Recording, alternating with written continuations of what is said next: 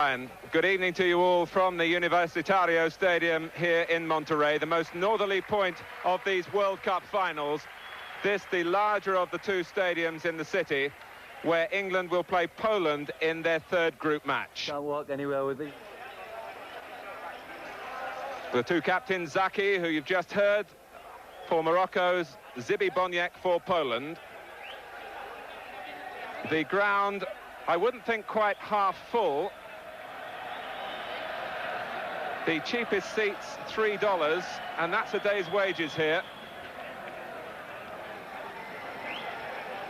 This is also the lowest level that World Cup football will be played at, about 1,500 feet compared to 7,000 feet above sea level in Mexico City. It's also supposed to be the hottest, but the past week has been muggy and at times very wet indeed, in the wake, we understand, of Hurricane Agatha. And certainly the temperatures at kick-off time will be more to the liking of Poland than Morocco, who are hoping for the heat that they're used to in their own country. Poland's recent World Cup record is splendid, of course. Third in 1974, in the top six in 78 in Argentina, third again in Spain. And their supporters are here. And so much for them depends on the skills of Boniek, perhaps coming from midfield.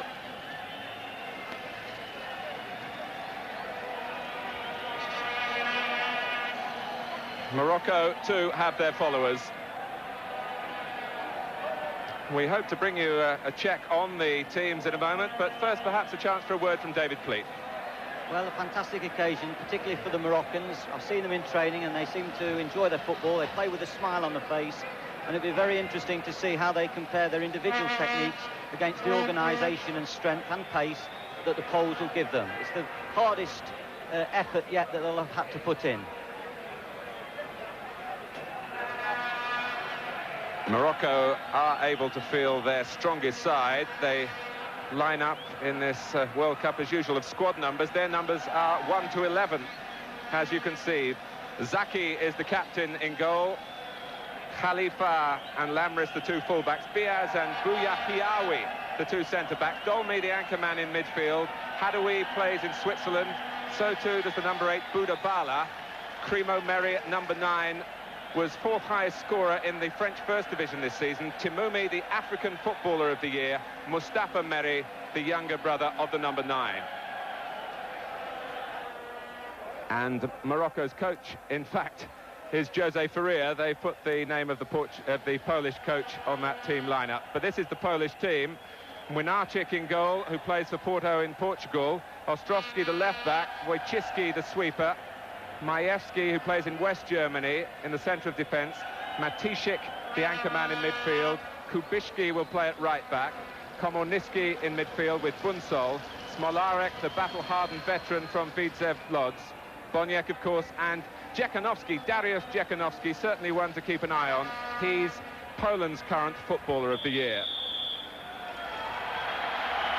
So we invite you to sit back along with Bobby Robson, who's here in the stadium, and indeed the England players who are watching up in the team hotel in Saltillo, to assess the strengths now and perhaps the weaknesses of England's forthcoming opponents. Group F is underway in Monterrey. Lamris. And here's Timoumi, who's very much a left-sided player. Mustafa Meri, the younger of the two brothers.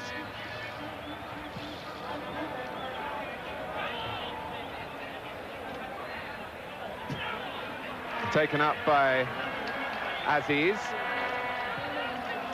Boudabala, the number 8, and the number 7, Hadoui. We'll try and identify as much as possible for you, players that you won't know readily at home.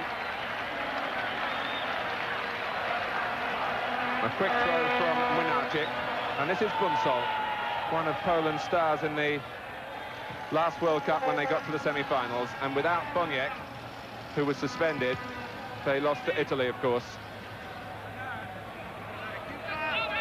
Dziekanowski.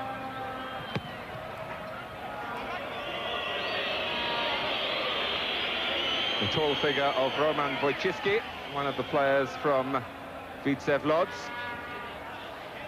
Here's Komonitsky. Boniek switching the point of attack and guided back to Zaki by Lambris. Morocco representing Africa here in Mexico, just as they did 16 years ago when they had their moments in the group matches.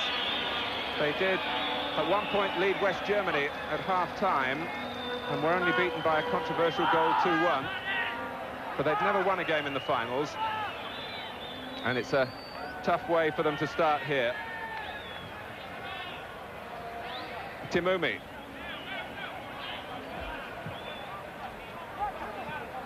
Karim Omeri giving chase. And Majewski was the player pushed in the back, the bearded defender for Poland. This is little Bunsol. And now Marek Ostrowski.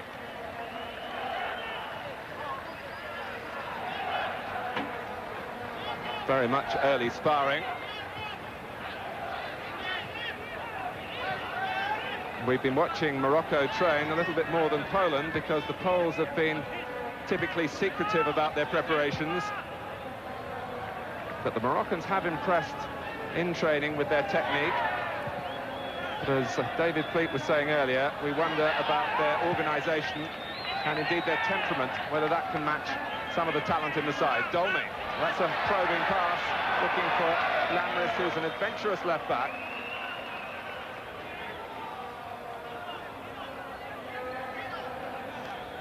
Here's Dolmy.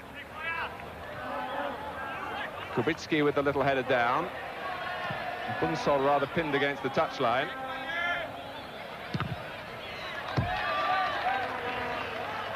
David, your first observations. Well, it would be important for the Moroccans to breed some confidence and to get behind the ball early and keep the game as tight as possible in the early stages. And then as they slowly get a little bit of possession and start knocking around, they'll feel much better for it. Ostrowski.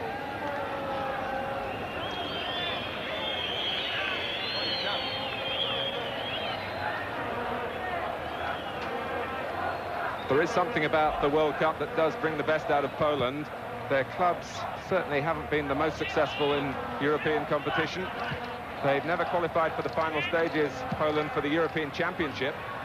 But here they are setting off on the World Cup trail again. And Smolarek are thinking perhaps about the shot on the right foot. Ostrowski. And getting the better of Khalifa. And Diaz stabs it behind for the game's first corner to Poland. Coming in the 5th minute. Ostrowski getting behind Morocco to win it. Both Wojcicki and Majewski have come forward, and the flick-on was by Wojcicki. Hadawi.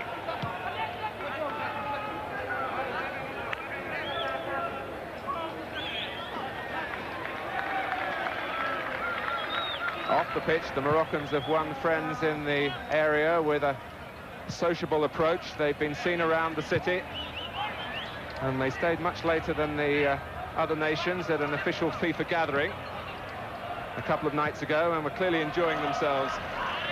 And here's Lambris with a chance to enjoy himself here. Looking for Crimo.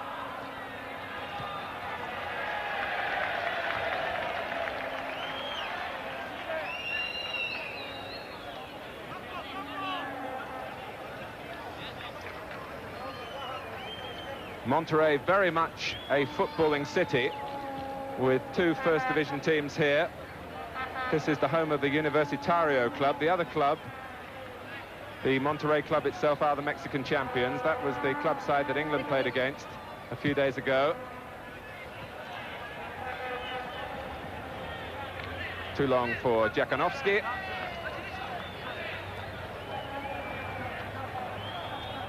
there is a thought that the Moroccans might lack some power and physique in the air, and I noticed on the last corner they had 2 men on the line defending with the goalkeeper. When they played in Belfast, they conceded a goal from a corner kick, and they only had 1 man on the line. Well, Poland have conceded some space here to Budabala. Primo going to the near post, and Budabala wins a corner. He was a late arrival in the Moroccan camp because he played and had a fine match, by all accounts, for Sion, his club side in Switzerland, in the Swiss Cup final. He was a winner there.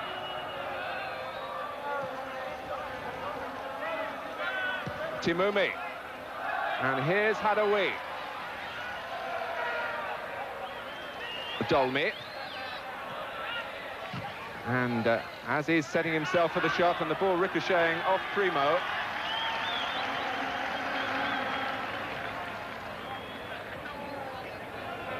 The feeling in the Moroccan camp, the 2 Brazilian coaches, Jose Ferreira and his assistant Jovan Vieira, is very optimistic.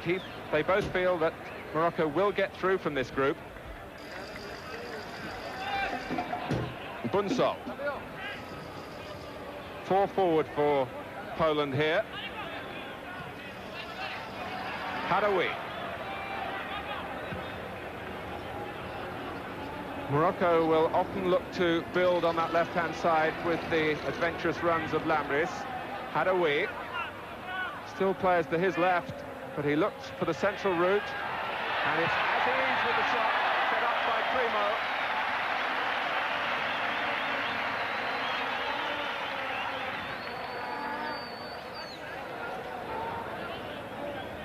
Dziekanowski. Boniek with the captain's armband. And Lamris was rather drawn infield, and Bunsol got the better of him.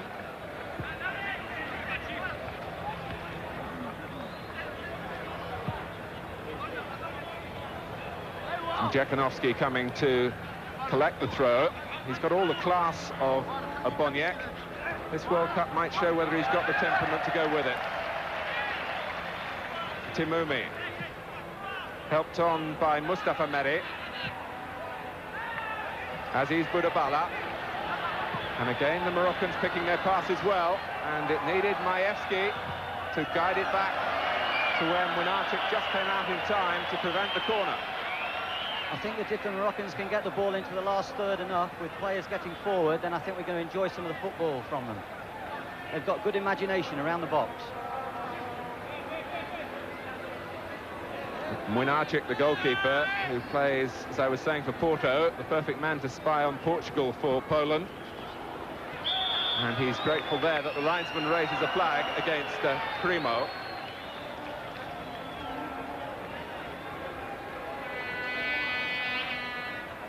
Poland's preparations have been hampered by a couple of minor injuries. Młynarczyk had a hand problem. Wojcicki only started training later than his teammates because of an ankle problem. This is Komonitsky. On from Matisik. Ostrowski. And Zaki taking it with confidence.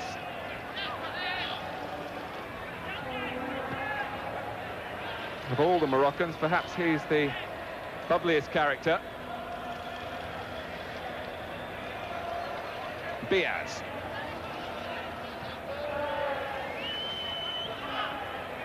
Khalifa, the right back. And now Dolmy. Poland letting Morocco play from midfield. Here's Dolmy again. Just lifting it over Bunsol. Lamris.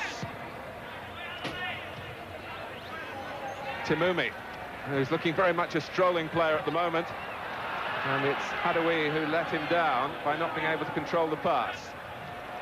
Boniek looking for that extra acceleration, and Morocco were aware of it. And Dolmy came in late, and with an air of desperation, knowing that Boniek needed to be halted in that type of situation. Boniek, sitting behind the front players, could cause them problems, because at the moment it looks Timoumi, who's the main playmaker for the Moroccans, is the one that's going to be conditioned to try and pick him up as much as possible. That just may intimidate Timoumi's own style.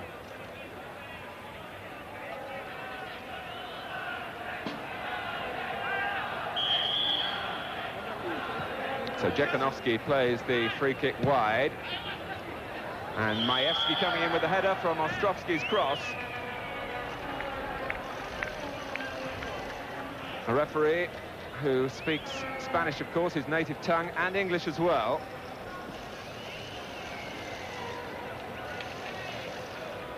But to my knowledge, there's only one English-speaking player on the field, Zaki. I don't think too many of them speak Spanish either. Smolarek. Aziz Budabala. Dolmy. Lamris has made the run. And it was good defending by Kubicki. And he looks to try and set Poland forward under counter-attack. That ends when Boniek couldn't control. In the early stages, the left-back Lamris, who obviously enjoys going forward and breaking to support the midfield and the front players, he just must be a little bit wary, because Boniek's very clever at spreading the passes out to the right, and he may just leave too much space. Khalifa.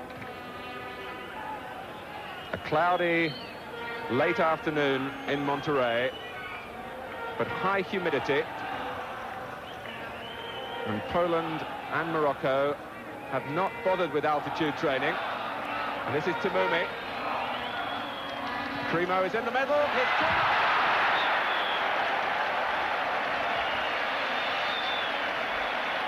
Stole half a yard on the near post, and Morocco have a corner.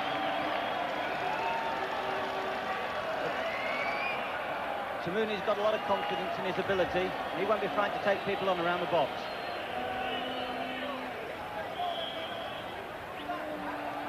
Tamumi to take the corner himself. Met by Matishik. Here's Lamris. Primo poised again.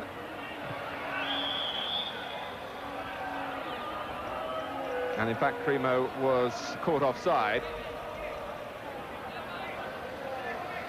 But at the moment, David, Poland giving Morocco plenty of opportunity to show their quality in midfield. The Moroccans will be very pleased with their start. You could almost say their spirits are rising faster than the Mexican inflation, Martin. You've been working on your exchange rates privately, David. And this is Jekanovski. And Smolarek. Khalifa, in the end, with help from Bouyahiaoui, able to snuff out the danger, although Khalifa slow to get back onto his feet. Mustafa Mehdi. Biaz. Now Dolmy.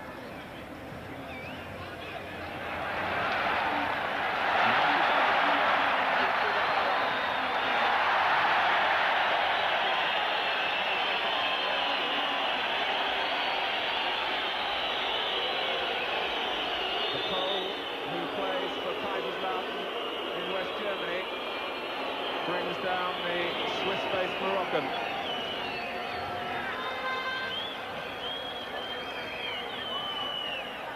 The bandaged knee, I understand, is just a precaution.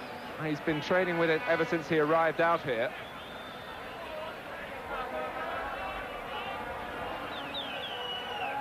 Well, a free kick to Morocco with just over 15 minutes gone. Tamumi poised on the left foot, and Młynarczyk with no real problems.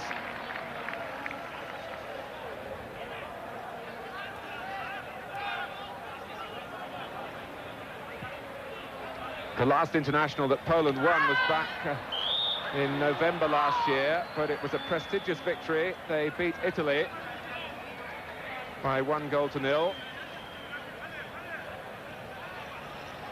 But the injured player, Lamris, looks as though he might require some attention.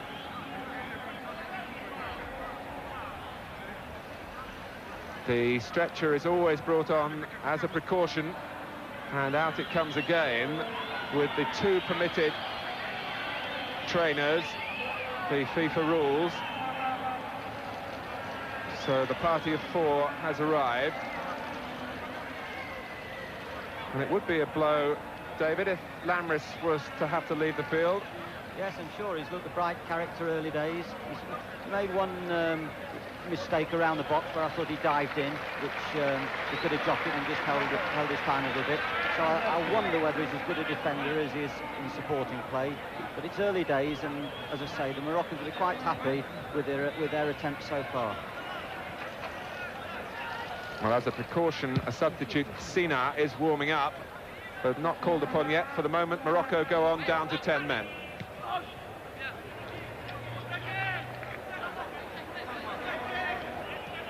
Timoumi. Nice interplay with Hadaoui. Aziz Boudabala. On the far side, Lamris is back on his feet, as you can see, and waiting for the call to rejoin the action.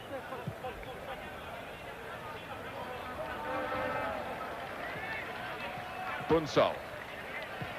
Poland, you might remember, started very slowly in the '82 World Cup. They were held by Cameroon goalless in their opening game.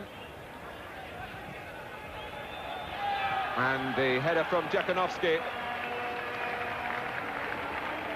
Morocco were worried, they were saying, about the England aerial threat, and Poland playing in the sort of cross that Mark Hateley might like to get on the end of. And it was Jakunovski who couldn't direct the header onto the target.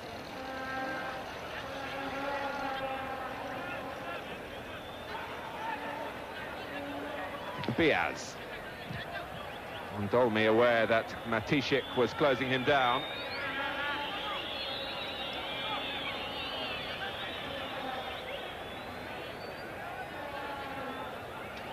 As we've seen already in this World Cup, the opening game in a group is often a slightly more cautious affair. No one wants to start their campaign with defeat. Mustafa Meri, away by Matishik. Komonitsky.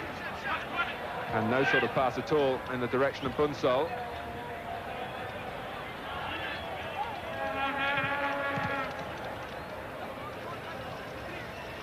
Timoumi.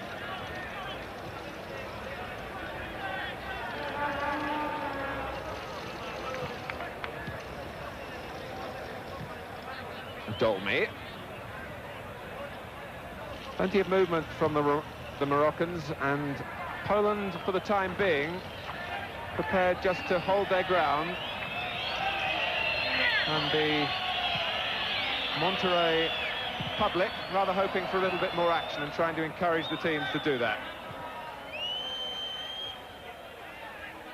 Boniek. Komonitsky ahead of him, and so too here is Ostrovsky.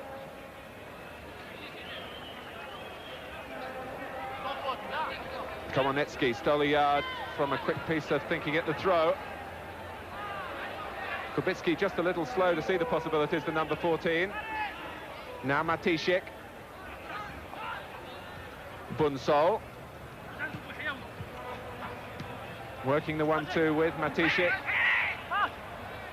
And Poland still working for a position on the edge of the area, and in the end have to settle for a throw.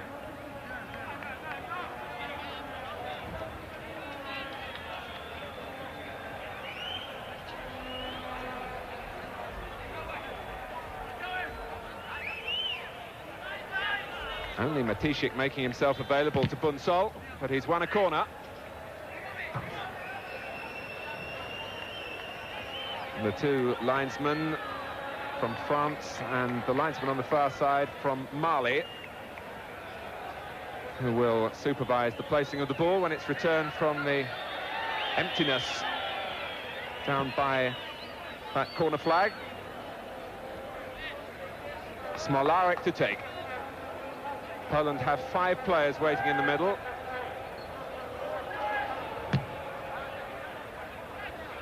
And it's Boniek. Bunsol mishits. And Komonitsky trying to keep Poland in possession, but failing. And a possible break on here with Primo.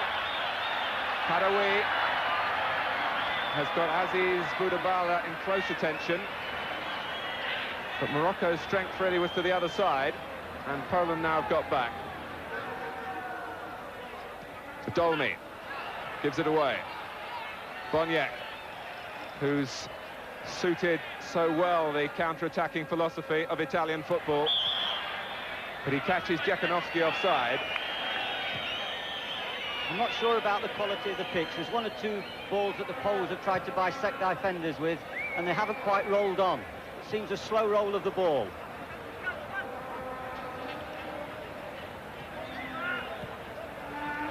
Aziz Budabala, who's posing a problem or two for Poland. Primo in the middle, so too is his brother Mustafa. Primo is actually a shortened version of his proper first name, Abdul Karim. Here's Mustafa Meri. And Winarchik got his bearings right in the end.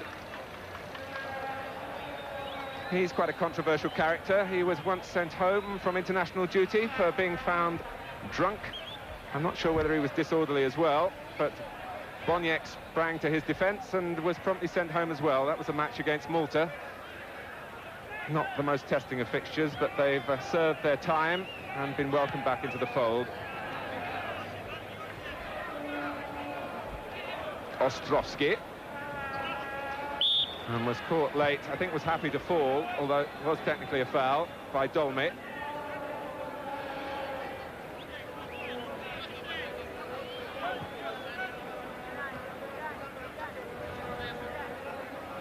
Poland waiting again for their two central defenders to join Komonitsky and Dziekanowski at Boniek's free kick.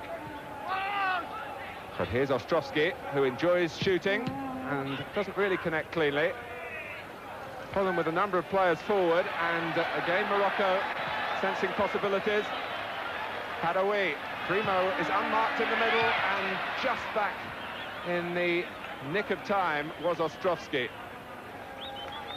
Tamuni's got a lovely touch with lovely composed left foot, and he's going to be able to spread the ball around, particularly from the no-go areas of the middle of the field, where there's no frenetic tackling and close marking. Everyone in there is allowed to play. The only problems come when it gets towards the box.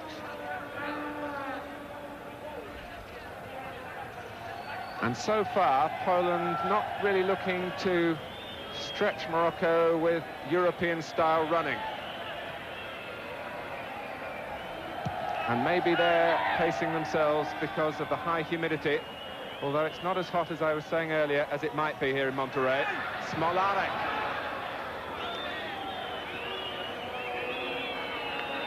An experienced practitioner around the European scene with Widzew Łódź. Played very well a few years ago against Liverpool.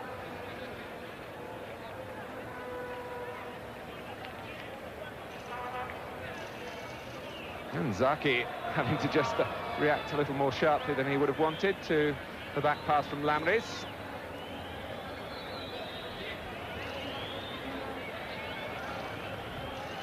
Dolmy with a confident header.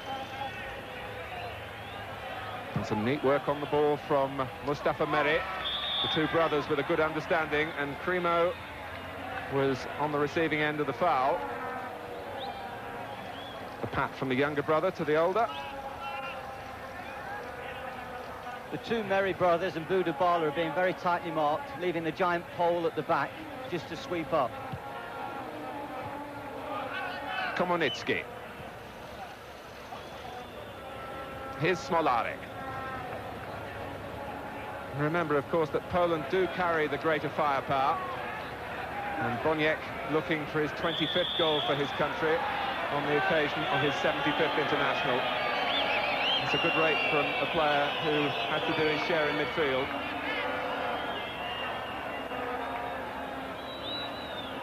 But who at the moment will probably be giving one of those expressive looks and perhaps a gesture or two in the direction of the Moroccan who fouled him.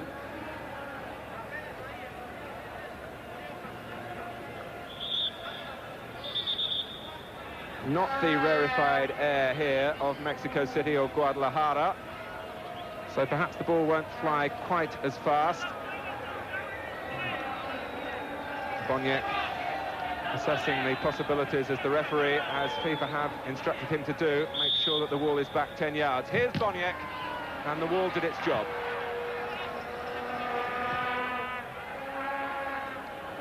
Roman Wojcicki, the sweeper.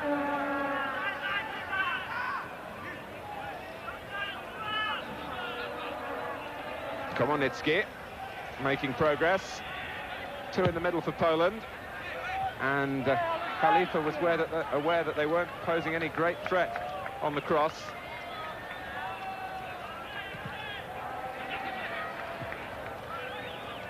In their 8 qualifying games, Morocco only conceded 1 goal, and that was in their last match against Libya.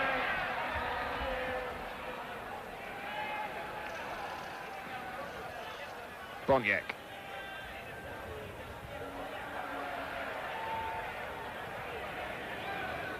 Matishik couldn't control. Timoumi stretching, and Morocco slightly rescued there by the referee's whistle. Smolarek was on his way, and it was a 6 of one, half a dozen of the other situation, which the referee saw in Morocco's favour. Hadaoui. Stopped by Ostrovsky. And he will need no second bidding to get forward. If Lamris will do it for Morocco, you can be sure that Ostrovsky will break down the left-hand side for Poland. Doing it now is Jakanowski.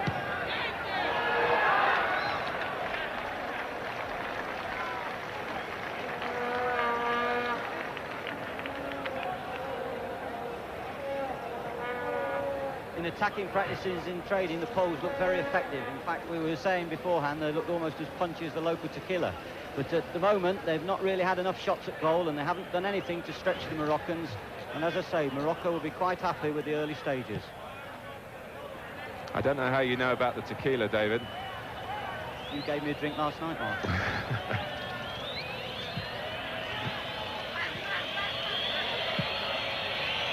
Here's Aziz Boudabala.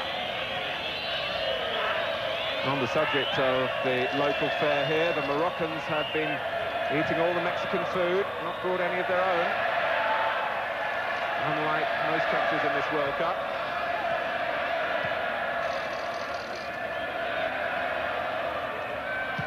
Matishik. Now Bunsol, who hasn't seen a great deal of the ball, with almost half an hour gone. Boniek. And Khalifa has to cover, and does so with great aplomb.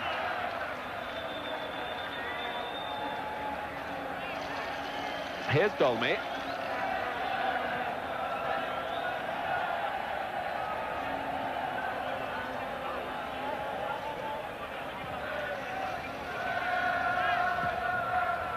Cremo.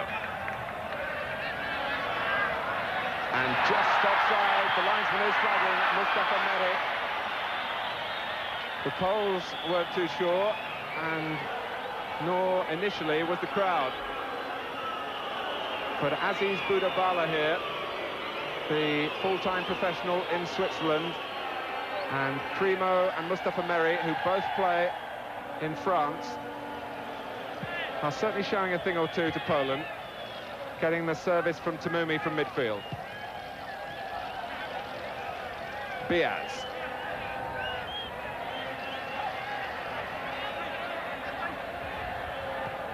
Here's Dolmy, very unselfish in his work in the midfield area. Timoumi. And the triangles appear again for Morocco, although on this occasion there's no real progress. Bunsol for Poland.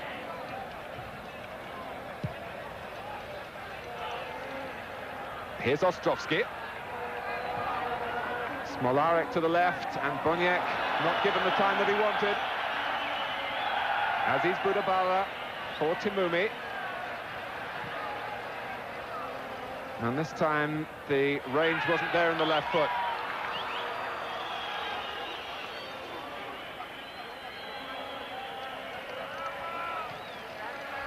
With half an hour gone, no goals as yet in the first match in Group F, England's group in Monterrey.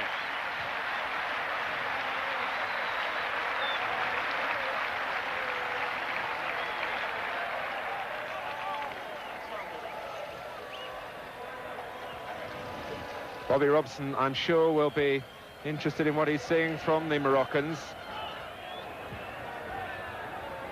He did receive a gesture of friendship from the Moroccan camp. It wasn't a very friendly tackle there from Dolmy on, from Biaz rather, on Smolarek.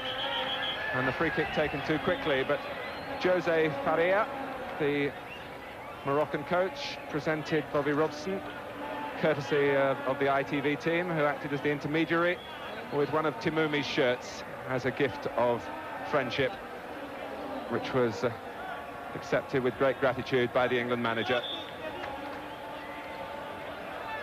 And it's Timoumi there, who gets the yellow card for not going back 10 yards at the free kick. Players have surely been briefed that this is in the special FIFA regulations for this tournament. And Timoumi still hasn't retreated. Komonitsky's shot. Broken up by Lamris. Mustafa Mehdi. Lamris goes on ahead of him. Only Cremo in the middle for Morocco, closely watched by Matishik, and the sweeper brought into play for Chiski. That was disappointing, really. When Lamris put that ball in, there was a lack of determination by his colleagues to get into the box.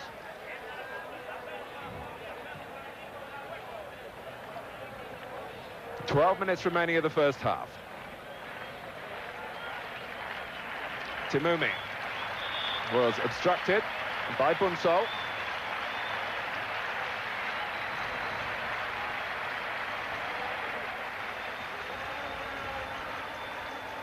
You sense here that the local support in this match is with the underdogs, Morocco.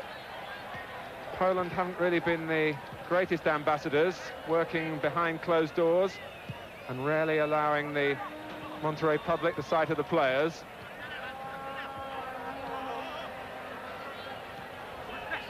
Here's Bunsol.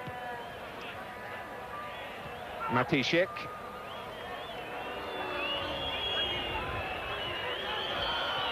Poland thought they were going to get a free kick for a late challenge by Hadoui, but the referee allows play to go on.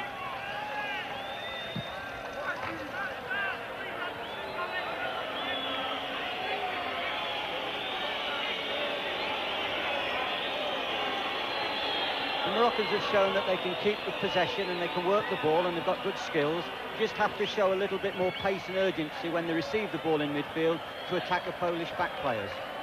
Smolarek trying to provide some urgency of his own.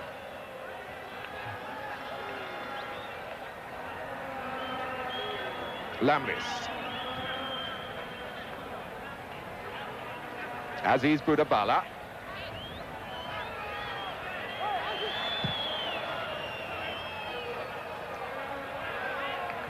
Mustafa Mehdi and his brother Cremo perhaps just lack half a yard of explosive pace to really stretch Poland at the back.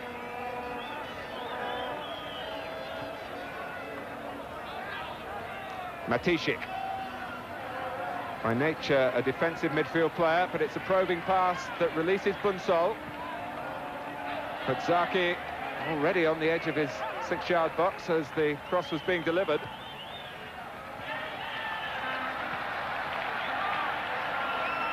Boudabala. Cremo going on ahead of him, and Boudabala using Cremo in the end as the decoy. Cremo dragged the defender away, and Aziz Boudabala went on to drive a foot or so past Munachik's right-hand post.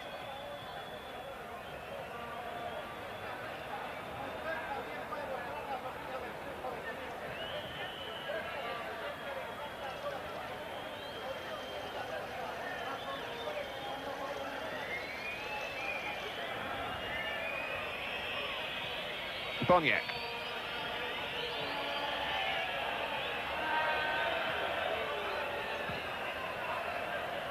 Aziz Boudabala was impeded by Kubicki. At the moment, the Poles passing hasn't done justice to themselves. Whether it is the quality of the pitch, I don't know, but they haven't seemed to get a good roll of the ball. The lovely thing about the game is that the teams are playing on the full length of the pitch. There's no condensing of space in the midfield and a consistent blowing of the referee's whistle for offside. When the greens get it, they can attack. When the whites get it, they can attack. What is lacking at the moment is a little bit of physical power in the penalty area from the attacking players. Primo, who could provide it for Morocco. 17 goals for Le Havre in the French First Division this season. Boniek. And now Djekonovski. Bunsol is there as well, and it's Bunsol who snatched at it. Actually, the linesman are given an offside decision.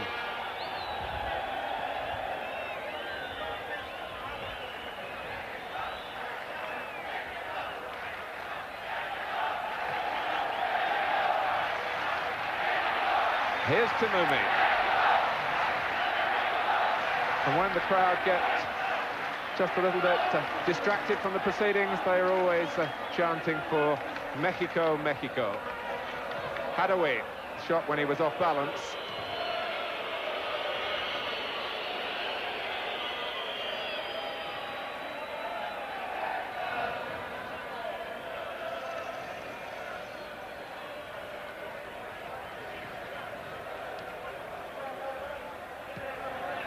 Djekonovski losing out to Lamris.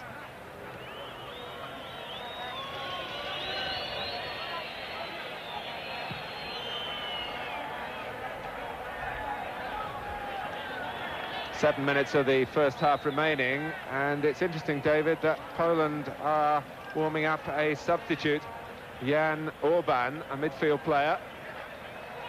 Well, it may be to get the others at it a little bit. It's up to Poland to try and take the initiative, and at the moment they're sitting back and not really playing with the urgency that we know physically they can do. Perhaps Ostrovsky can change that. Boniek, Smolarek and Djekonovski in the middle, and Bunsol again. And he had two to pick out with the ball cut back and missed both of them, Djekonovski and Kormanitsky.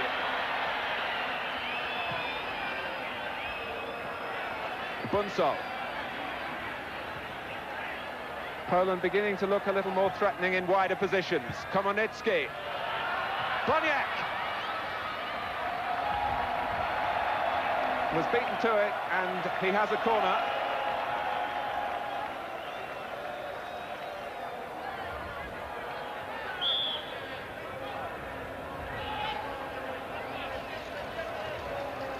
Boniek to take it himself, and it bypassed everyone at the near post, and Majewski, who couldn't have got a sight of it. Majewski, who was in Poland's squad in 1982, and since then has only played one international, which was Poland's last warm-up international for these finals in Denmark a couple of weeks ago. There was only 5 defenders in that box, as well as the goalkeeper, when that ball was crossed in. So if they'd have conceded a goal, you know, they only have themselves to blame. They're a little bit slow sometimes to get back when the Poles get possession, particularly the midfield players. This particular gentleman, very good on the ball, but he doesn't like running back towards his own goal to defend. Well, Michel Platini leaves that to others, and Timumi is very much the Platini of Morocco. He's also, to be fair to him, recovering from a broken leg last November and is very short of match practice. Biaz. Mustafa Meri trying to screen it and set up Timumi, and there was plenty of power, and the brothers Meri were moving in for the kill. You neglect Timumi at that sort of distance at your peril.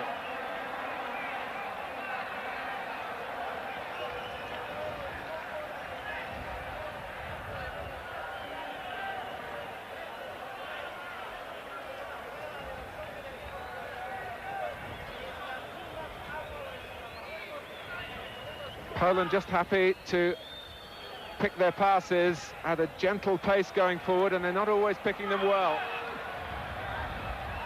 Timumi. And Aziz Budabala almost freed through the middle by Dolmy.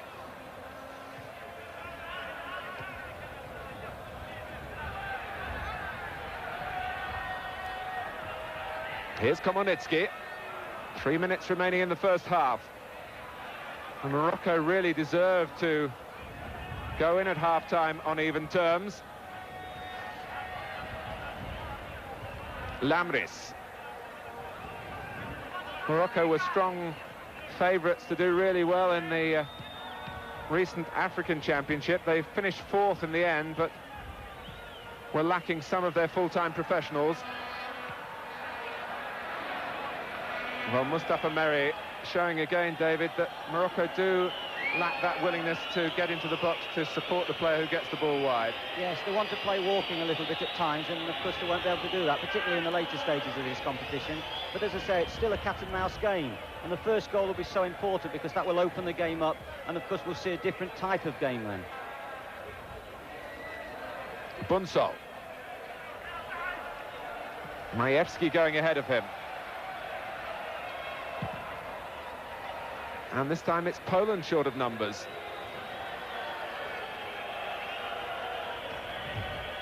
A first half in which security really has been the main aim.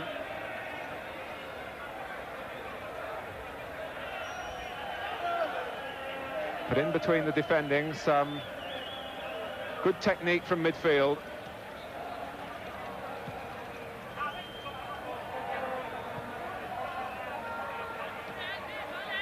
Bunsol.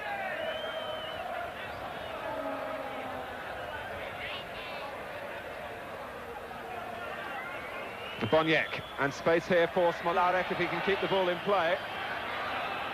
Stepanowski and Boniek, the only two in the middle for Poland at the moment. Bunsol trying to make a late run, and it reaches Bunsol. Well, it wasn't an easy ball, David, to strike, but he held his position well to come in late. Yes, Smolarek curls very good balls around the back of people. And they were doing a lot of shooting practices from similar positions the other day, and their finishing was excellent. But of course, although practice makes perfect, sometimes it's a different situation when the pressure's on. Well, there's some thunder in the air. It's a sticky late afternoon in Monterrey. The closest World Cup venue to the States border, and it's a city here with a great influence from the States. Aziz Budabala. Hadoui, one touch too many. Lamris. Aziz Budabala has had a good first half and shoots again. The better attempts from Morocco have come from distance. And if Młynarczyk gets a good sight of it, I suppose he might feel his defenders are doing their job. Yeah, good effort. The Moroccans are going at half-time quite pleased with their efforts so far. It is a platform for their futures. You could say it was a kind of Caspar of their capabilities, and certainly Timumi would have impressed many ambitious French clubs with his performance so far. David Pleat summing up of a goalless first half. We'll take a break, and after that the views of Brian Clough and Ian St John with Brian Moore, and then you'll join us for the second half. Yes, thanks Brian. Very kindly Bobby's popped up to our commentary position. Bobby, what were your impressions of the first half, particularly, shall we start with the Moroccans? Well, they've more than held their own as far as I'm concerned. In fact, for my money, they've played slightly the better side. I like very much the three front players. The number 8 is coming from midfield, but he's a very technical player, sharp, got an eye for a shot. The two front players, the two main brothers, move around, they turn the defenders well. Timuri from midfield also has an eye for the pass. I mean, we need to get a hold of him because I would think that he's got an eye for any sort of a pass, and it could, cut right through you, really. quite good at the back. You know, they mark very well and they're tenacious. And I tell you what, it's not second grade football from the Moroccans, not by any means. And if you were to underestimate this particular little team, you could get well and truly beaten. Have you, in a sense, been disappointed with Poland? Well, yes, I have slightly. I like the little Levin, Smolarek. I mean, he's a tricky, clever little player, very incisive, and you would need to get a hold of. But they haven't thrown too many people up front. They've been a bit cautious, a lot of square passing. To win the match, they've really got to get amongst the Moroccans and test the Moroccans from a defensive point of view, because at the moment, they're not doing that. And as a result, they could lose this match. Bob, thanks very much indeed. We'll let you get on with your scouting. The second half here is underway. Poland attacking the goal to the right. If you've just joined us in the white shirts and red shorts, they brought on one substitute, Shibish, who's wearing number 2.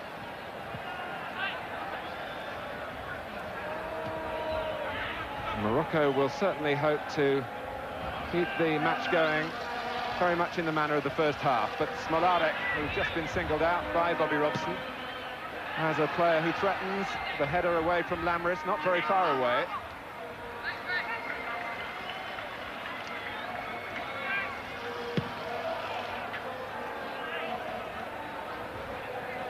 Matishik.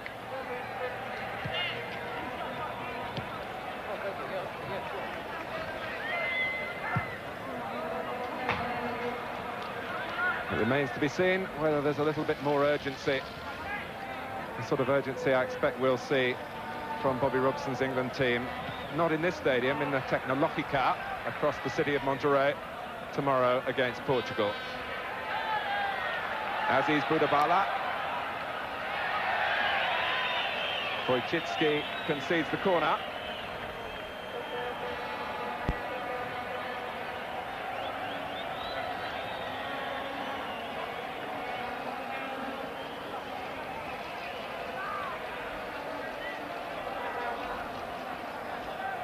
To be taken by Timumi. Biaz has made his way forward from the back. Can Timumi drop it with accuracy with that left foot? Komonitsky.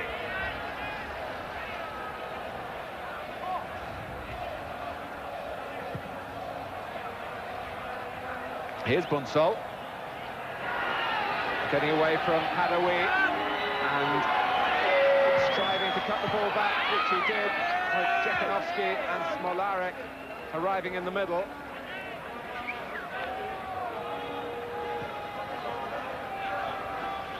David Pleat has reclaimed the other microphone from Bobby Robson. David, would you expect more urgency from the Poles? I think we'll get that automatically as each game drifts on and people have found each other's strengths now and possibly the weaknesses, although it's one thing to see a weakness and it's another thing to exploit it. But I think there were one or two things in the first half which the Polish players could have spoken about to try and get at the Moroccans. Well, here's Mustafa Meri, and that wasn't a very brotherly cross, with Cremo going towards the near post.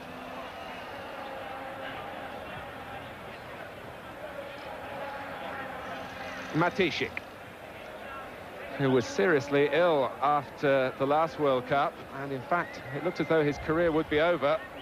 But he's a very strong man indeed and has made a recovery that has astonished the Polish football people. And it's really one of the great stories of this World Cup, although not an easy one to tell, how Matishik, the number 6 for Poland, has fought off disease and triumphed in adversity.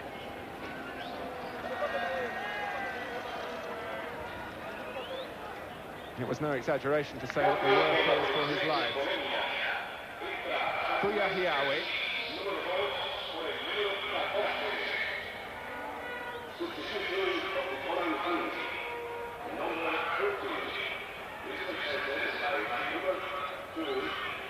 Dolmy, room to manoeuvre in midfield. 3 ahead of him for Morocco.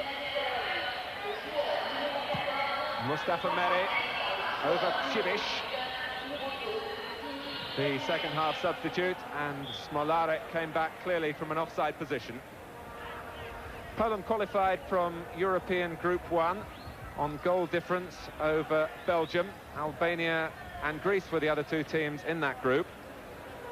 And they are the seeded team in Group F here from their past World Cup exploits. Primo adjudged offside, not appreciated by the Moroccan central striker or by the crowd.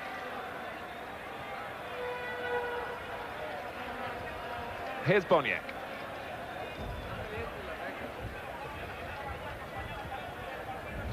Wojcicki, who's only joined in occasionally from the back.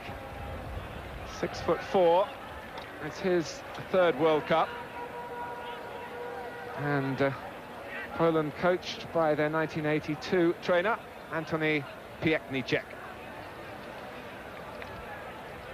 Not, I must say, the easiest names for a commentator to get his tongue around. I think when God gave out vowels, he forgot Poland.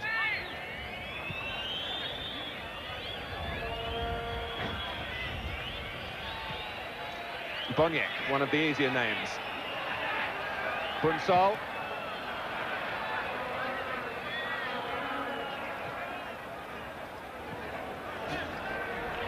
Neat play from Mustafa Meri, but Hadaoui didn't return the ball to him.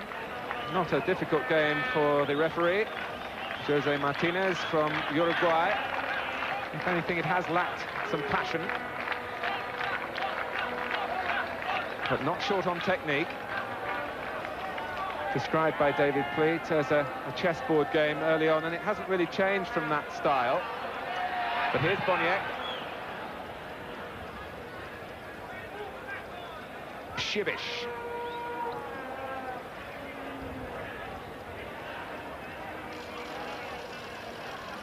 But Zaki hasn't really been called upon in the Moroccan goal to show his qualities.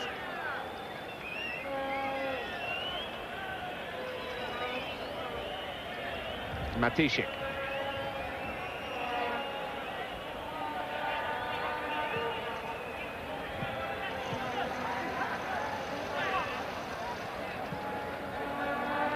Ostrowski, faced by Khalifa. Plenty of Poland players forward here. And Boniek's pass, looking for Smolarek. They were club colleagues in Poland with Widzew. And Boniek touching it up. The first real striking effort from Poland. And it's come 7 minutes into the second half from their player of the year. But it was straight at Zaki.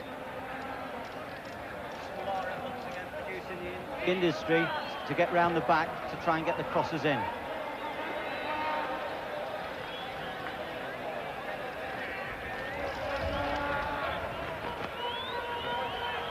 Biaz. Timumi.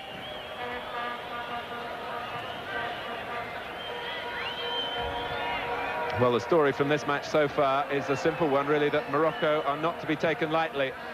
They said they weren't here for the ride. They hadn't come as tourists, and that's the way they're setting out their stall. They're a very relaxed group of players as well. I believe that they pray 3 times a day, and certainly they won't want too much prayers today to get the result in this game, if they can just stop the pace a little bit. Faria, the manager, he's an interesting character.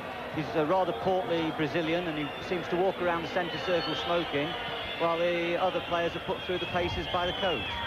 A lovely style of management. I wonder whether we'll see that style at White Hart Lane next season. I don't smoke, Martin. But you wouldn't mind the stroll. Here's Bunsol, leaving it to Majewski, trying to quicken the pace, sensing the need for Poland to make a greater impact perhaps here.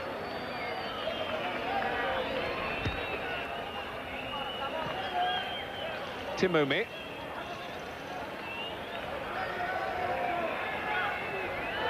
Harris by Bunsol, but unfairly.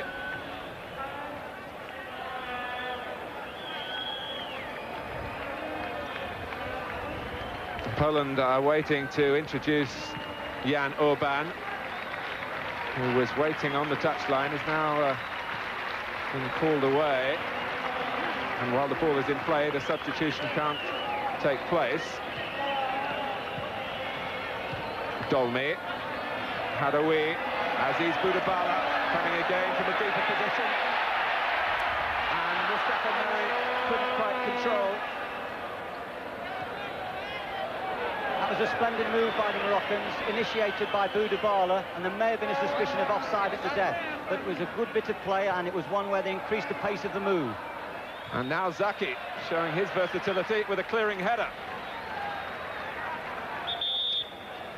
And it's Jekanovski who's being called off. In keeping really with the unfulfilled potential from him. They're certainly not sure about him in the Poland camp. And Jan Urban, wearing number 8, will come on. Poland now having used both their substitutes.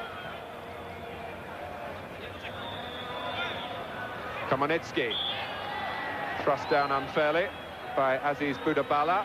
Richard Komonitsky, one of the Górnik players, the Polish champions, retained their title.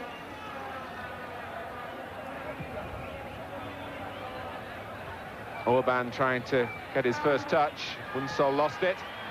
Space here for Mustafa Meri. Hadoui. Now Khalifa.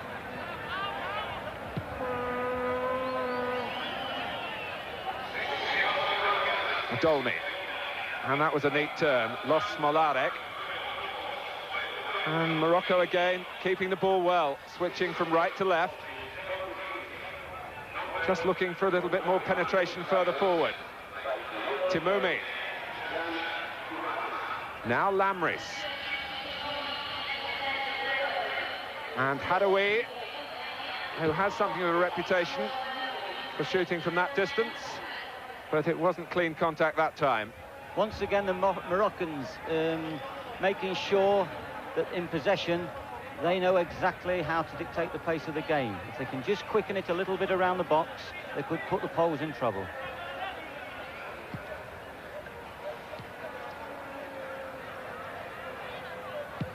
Matishik. Aziz Boudabala back to help out Lamris, who won the ball from Komonitsky.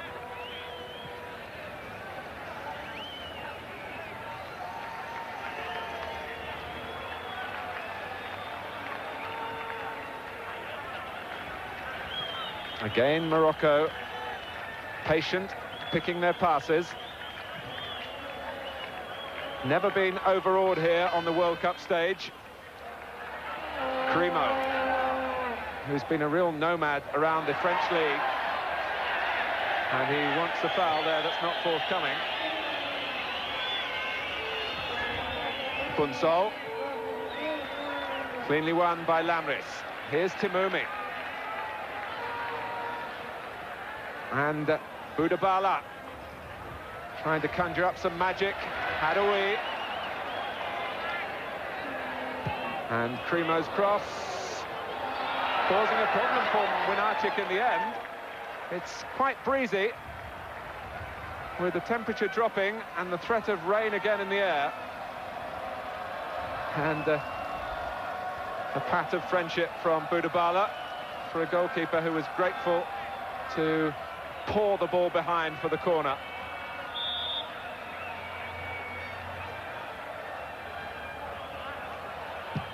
Taken by Timoumi.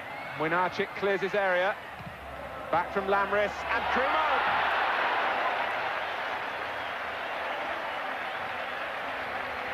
He got back quickly as the Poles were pushing out to stay onside.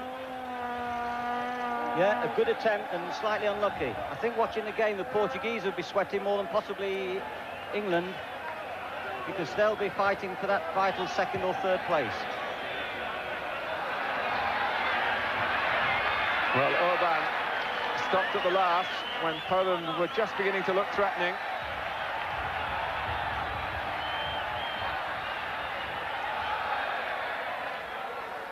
Almost an hour played.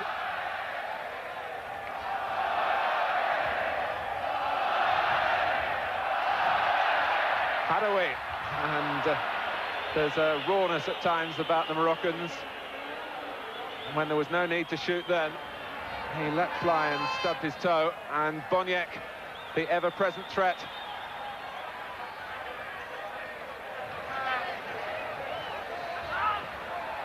Well, that was a theatrical fall, which might have had more success in Italy than it was going to have in a World Cup.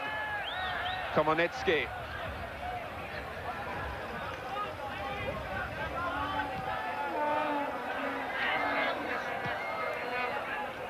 Tidied up neatly by Lamres.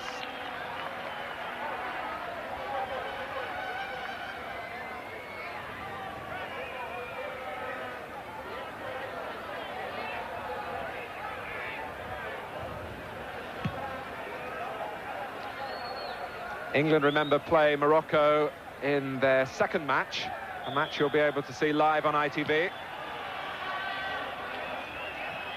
And David, it could be quite an interesting confrontation now. I'm sure. The Moroccans are going to certainly win a few friends here. They do, as I said earlier, play with a smile on the face. There's been no rough tackling. They want to work the ball. They want to play football. Biaz. Matishik. Did well to keep his balance and the ball. Komonitsky. Smolarek's back heel. Komonitsky. A sharper edge to Poland's attacking play then. A little bit of invention and a little bit of something different. A sharp back heel. Might have done better, although he was under pressure as he shot. But by and large, Morocco have defended in a composed way. The only lack of composure that I've seen from them since I've been out here came in a training game when Biaz and Bouyahiaoui, the two centre-backs, suddenly turned and started fighting each other after a disagreement about the way they should operate their pairing in the middle of the defence. But I understand that the rift was soon healed.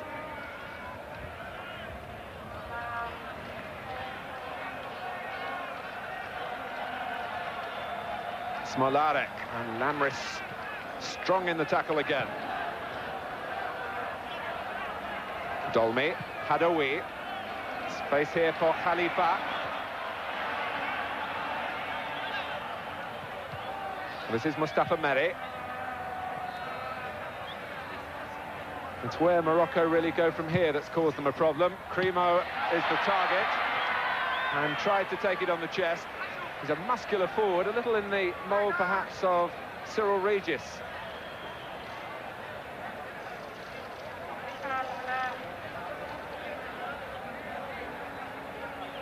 Komonitsky.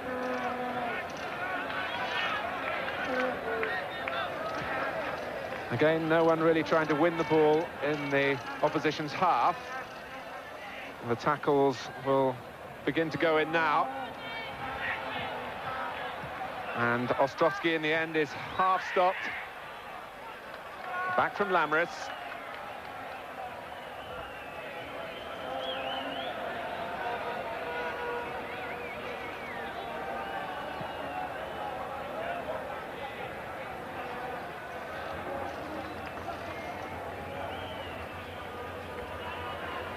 Bunsol. Orban. Smolarek to his left, and Matishik has taken up a central position. And it might come for Smolarek. Deflected for the corner. It would have been fortunate had Poland scored from that, in that Urban's shot was blocked. But Jose Ferreira can be proud of the way his team has performed so far, the Moroccan coach. They need to be disciplined now in their defending.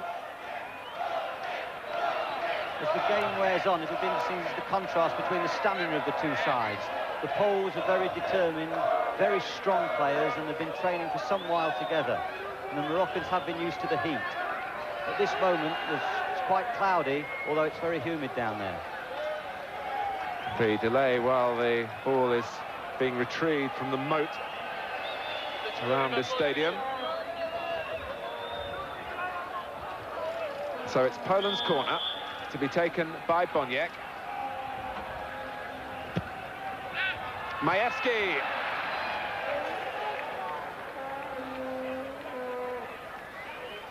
Stefan Majewski, who came in there to make the header, scored in the last World Cup in the match for 3rd and 4th place against France in Poland's 3-2 victory.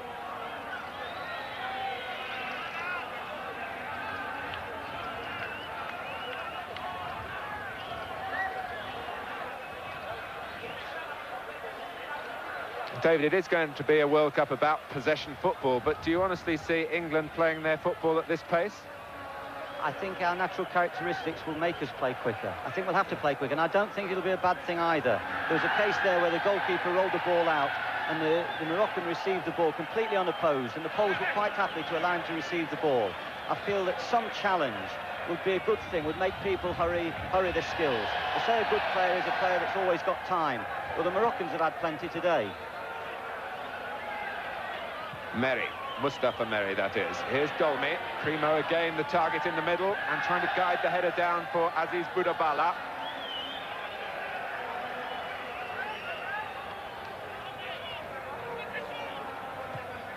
Here's Boniek.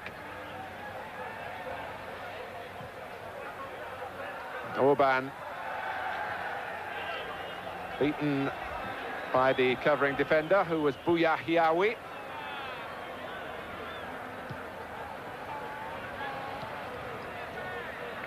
Dolmy, Lamris to his left. Boudabala was the player he used.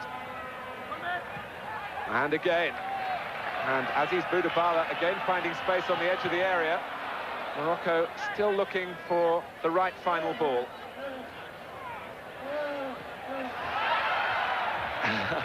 Well, I think Wojcicki couldn't really get out of the way, and Boudabala was throwing himself to the ground really before the contact was made, and the referee, rightly in my view, didn't blow for an obstruction. He might have done better to go through his legs.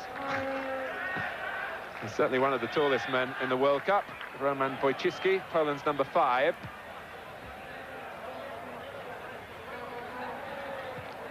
Smolarek beavering away down that left-hand side. Biaz there, only partially stopping him. Bunsol. And Boniek was a man over then, if Orban could have found him. Shibish.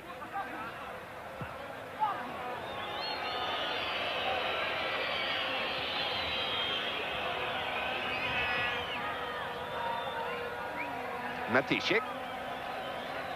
And again, lack of orderliness about the Polish play. They've looked pretty safe at the back.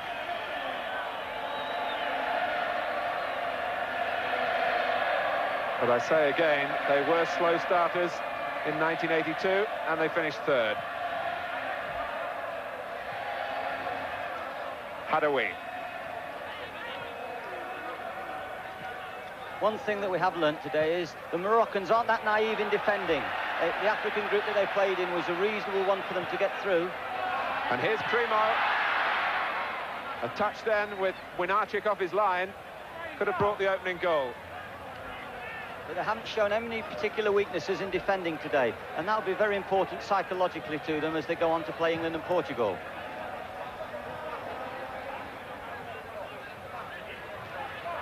Here's Shibish. Smolarek wrestled to the ground by Biaz. A little show of temper from him, and he in fact is under a year's suspension for international played in Africa under the African Federation after an incident when he laid a hand on the referee in one of the African Nations Cup matches. But that suspension doesn't apply for the World Cup.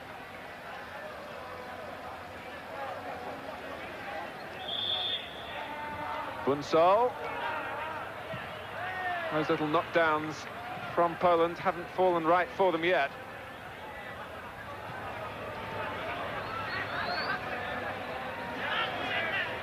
Lamris. Timumi, who's been more of a peripheral figure in the second half. Bunsol. Now Boniek. And Bouya Hiawi. I was going to say stood his ground, but he fell in the end. But he did enough to keep Boniek at bay. But here's Bunsol. And Bouyahiaoui is still down. Orban tries to curl it, and Zaki, at full stretch, touch to the side. The save of the match so far. Zaki from Orban. He looked to curl it, seemed to have the goalkeeper beaten, but Zaki stretched to the limit. Outstanding save.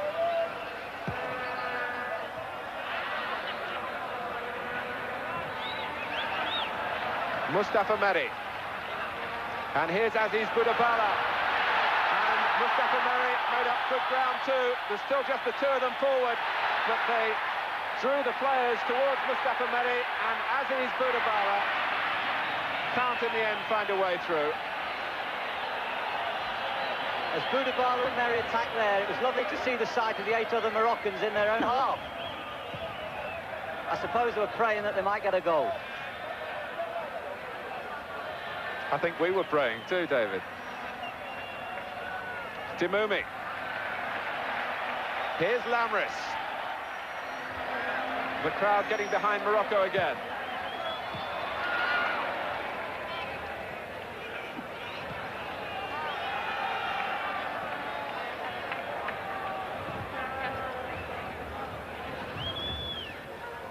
Smolarek.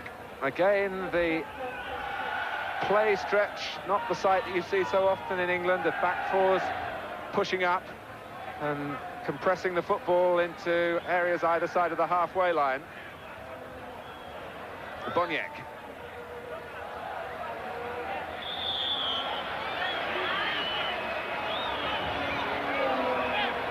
Orban, the player held by Biaz.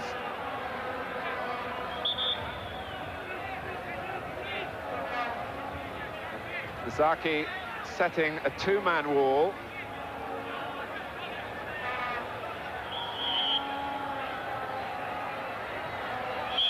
And Boniek showing his discontent. It was overhit and Boniek himself had gone offside. It's vitally important at this stage that the Moroccans keep their discipline as well as their composure. They've just made one or two silly tackles on the edge of the box. And at this stage, concentration is going to be vital. They've done a good job, and they've got to keep themselves well mentally alert. We think back, of course, to Algeria's win over West Germany in the '82 World Cup. I wonder whether Morocco have got enough here to pip Poland.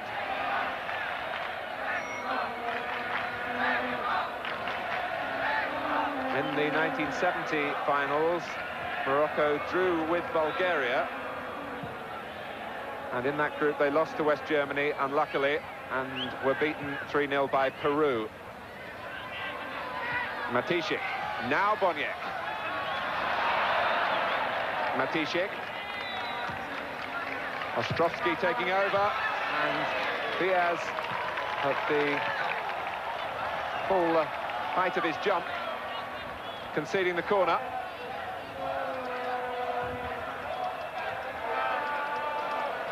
This time Boniek is leaving it to Marek Ostrovsky.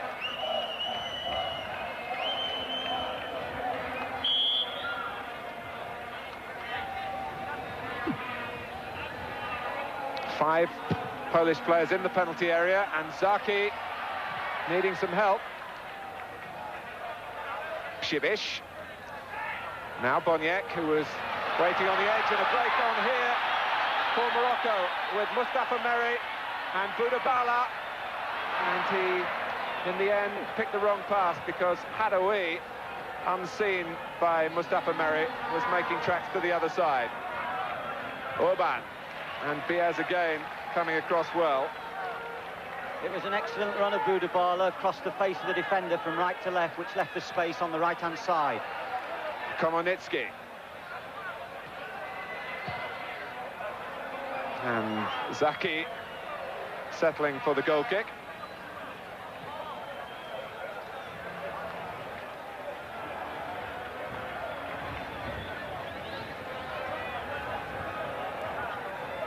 In some ways, the tempo of this game has been a little bit like basketball. You allow the one team allows the other to come forward, then gets the ball back and goes forward themselves. And it's Morocco's turn here until the intervention of Matisik. I think that will be a characteristic of the World Cup, and it'll be interesting to see what the European sides can do about that, whether they can disturb the flow of the other teams when they get possession. Ostrovsky. Out-tackled by Meri, Mustafa Meri. Dolmy. Now Hadaoui. Primo trying to get into the middle, and it's prodded out by the giant Wojcicki.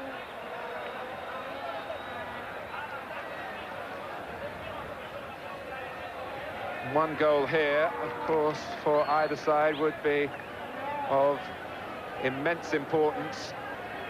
The nature of the game would soon be forgotten. A victory in the first match is priceless, really, and Poland would settle for 1-0. But we've had no goals, and we're inside the final 15 minutes.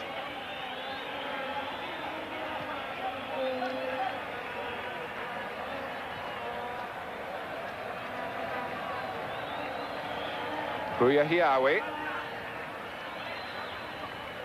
This is Diaz. Primo's dropped back to do a stint in midfield, allowing his younger brother to forage further forward. Timumi.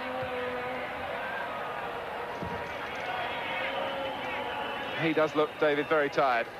Yes, he certainly faded from the game in this second period. He was very influential in the first period, although, to be fair, he did have the time and space to produce his passes, and really I thought he conducted the Moroccan orchestra in the first half. But at the moment he has faded out the game, and the Meri brothers are doing good things in 2v2 situations when they get forward. Here's Mustafa Meri. Timumi involved this time. Lamris.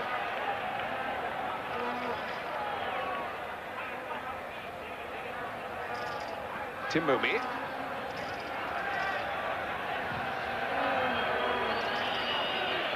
Well, it's possession football, not to any real purpose this time, except that it makes the other team do the running. Dolmy. And it's Aziz Boudabala who gets his head to it. Primo. Ostrovsky is the defender closest to him. And now Hadaoui timed his run well. It was blocked by Wojcicki by his body and not by an arm, as Hadaoui thought.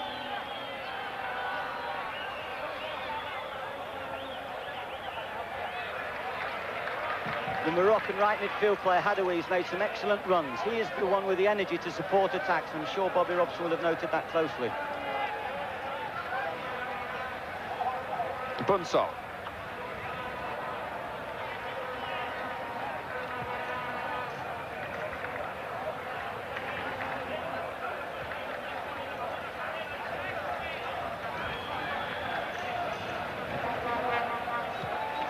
Now Ostrovsky.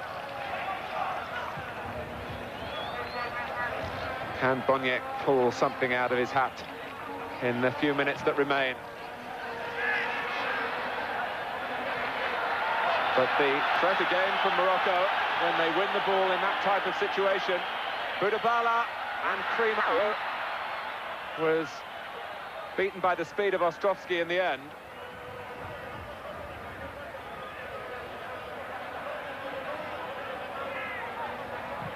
Matisik. This is Komoniski, showing what stamina he's got in reserve. And he's won a corner, I think, for Poland.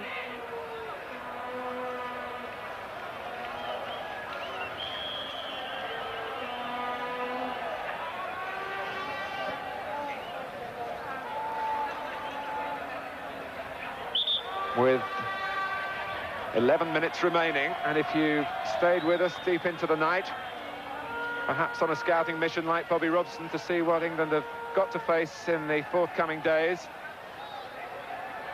It certainly hasn't been an extravagant display from either side. Poland have been so secretive in their preparations, David. I wonder if they're keeping some secrets from us here. Well, possibly. They're probably playing it too clever.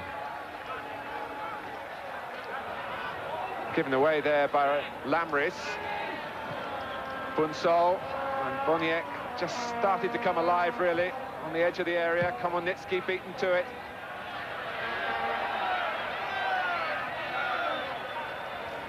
A touch from Budabala, Timumi, Dolmy, and Cremo not really able to free himself from the marking there. It's very much in the nature of the Moroccan player to work the ball through midfield. Cremo prefers an earlier ball from the back and has been trying to encourage his teammates to do that, but there haven't been too many early passes for him in the European style. It's a good point, Martin. They've passed the ball at all times. They've never attempted to kick it, and sometimes you need a little balance between the both. Here's Bunsol.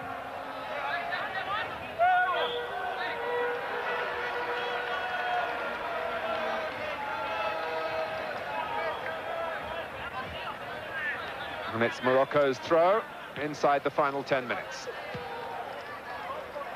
If you come in from a late night at home, it's Morocco 0, Poland 0, which might surprise you. But Morocco certainly full value for a share of the spoils here.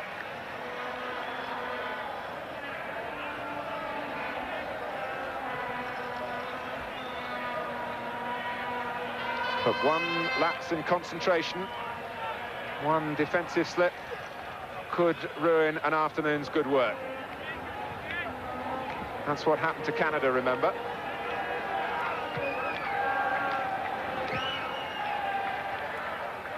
Ostrovsky.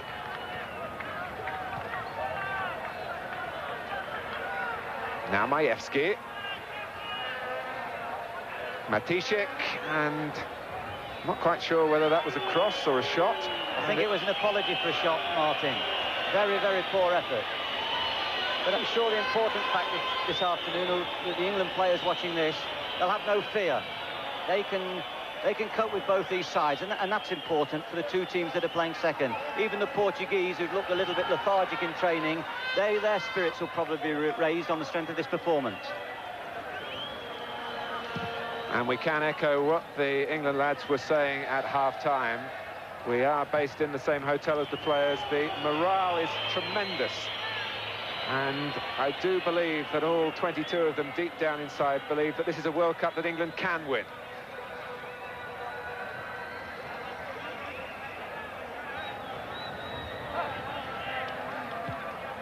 Here's Matishik. Now Majewski. Poland haven't really changed their tactical approach. They've changed a couple of players with their substitutions.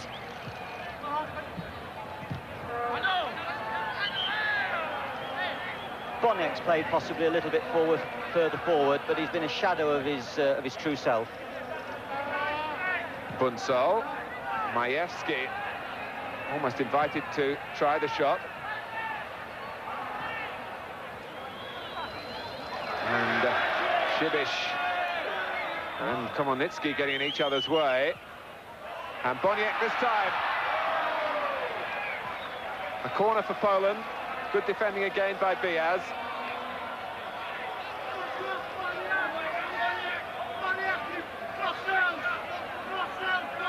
It really is a murky late afternoon here. I think they'd be calling for the floodlights in England.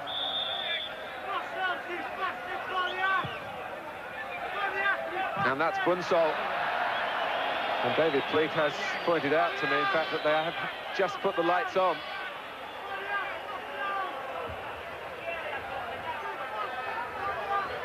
That's the second time Bunsol's got underneath a volley. If they go into the top corner of the net, he's a hero. If they go over the bar like that, he's a villain. More than some of his teammates, though, David. He has accepted the responsibility of shooting in this match. That's quite right. And there's a mistake by Dolmy. And against the post from Orban. A let-off.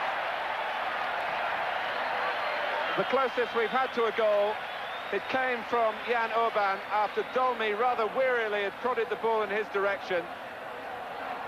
And Zaki, flinging himself to his right, was beaten. But the ball ricocheted kindly for Morocco. And that happened with 6 minutes remaining.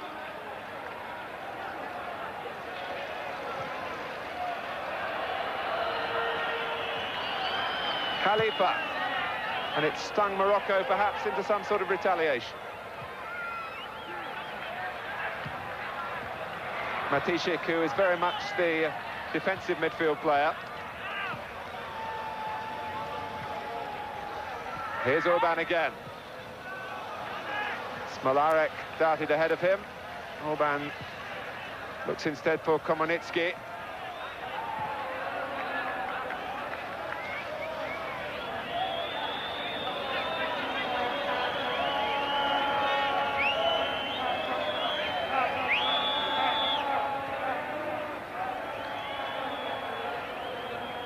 Timoumi.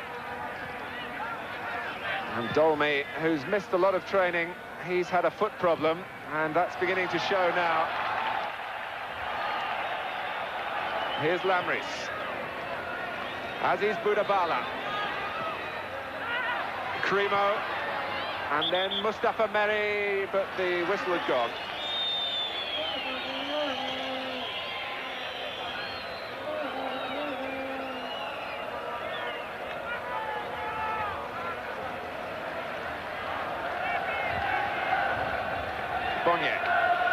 Smolarek through the middle, Komonitsky finding space on this near side.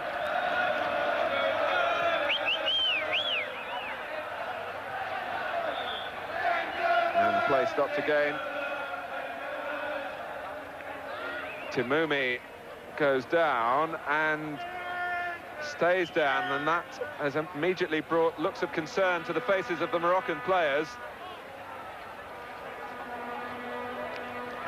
He's been working very hard to try and get his match fitness back. His first international since last November was against Northern Ireland in April in Belfast, when he did score Morocco's goal from the penalty spot in a 2-1 defeat. But they were certainly counting on him being a major force in their bid here to qualify, which would be like winning the World Cup, I think, for Morocco if they got into the 8th final match. And down he went there.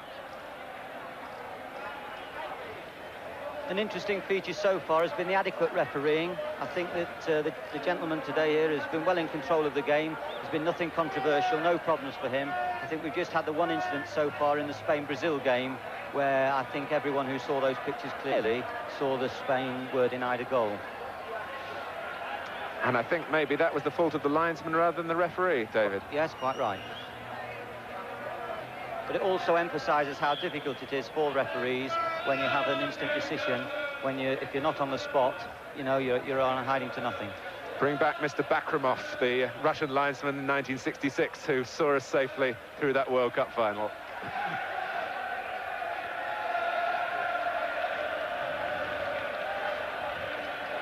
Well, Timoumi is staying in the fray, but somewhat reluctantly, and at no more than walking pace.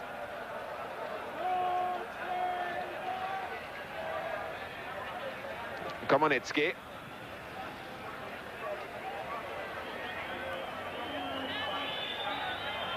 Ostrovsky. There are some very tired players out there.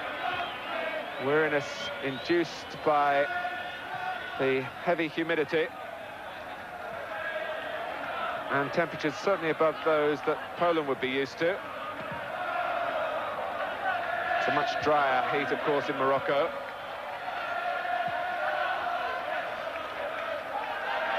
But the Moroccans will regard this as a moral victory if they can keep Poland at bay for the minute or so plus injury time that remains.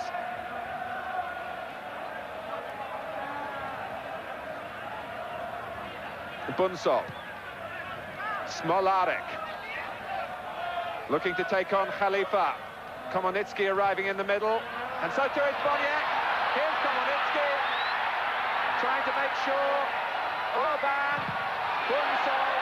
Tremendous block by Diaz. And he's still down.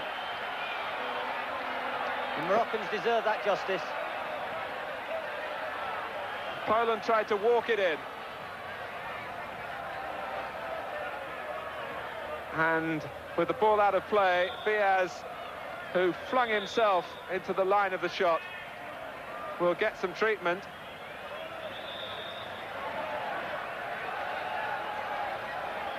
Hadoui is coming off. And the number 21 is Aziz Suleimani, who comes on as we move into injury time.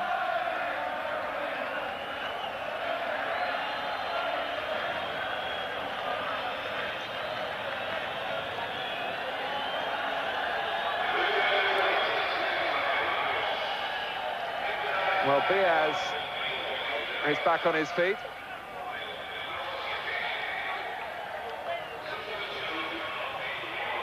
I think it's fair to say that the overall conclusion here, from an England point of view, is that it's good news, what we've seen.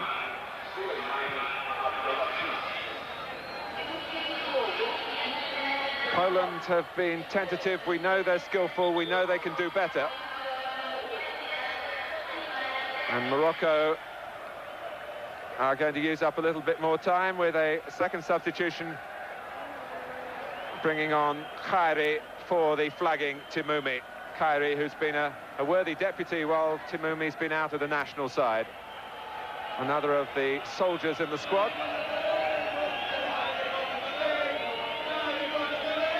And Morocco content now with using up the time that the referee chooses to add on, and they're not being very subtle about it. I think the verdict is there's nothing to fear. It finishes 0-0 to the disappointment of the people of Monterrey, but a very good result for England, who will go to the top of Group F if we can beat Portugal tomorrow. Poland perhaps surprisingly tentative. Morocco, flashes of skill, organisation, better perhaps than we thought they had. Their best World Cup performance on their return to Mexico, where they did draw with Bulgaria in the 70-finals. So we'll take another break, and after it, the views again of Brian Clough and Ian St John. For the moment, though, it's goodbye from Monterrey.